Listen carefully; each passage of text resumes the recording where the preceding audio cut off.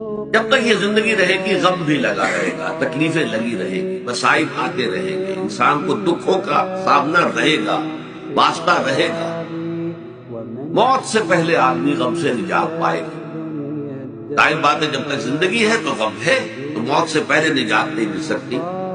اگرچہ اس کے بعد کا اگلا مرحلہ جو ہے، جو حقیقت کو جاننے والے ہیں وہ تو جانتے ہیں کہ اس کے بعد تو غم کا اور بڑا کڑا مرحلہ آنے والا ہے۔ اب تو گھبرا کے یہ کہتے ہیں کہ مر جائیں گے، مر کے بھی چین نہ پایا تو کدھر جائیں۔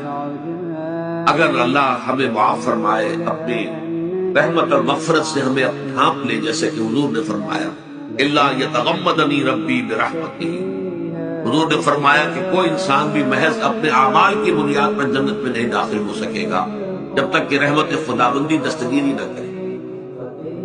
کسی صحابی نے بڑی ہمت کی، بڑے جرأت کا معاملہ کیا، پوچھ لیا کیا حضور آپ بھی؟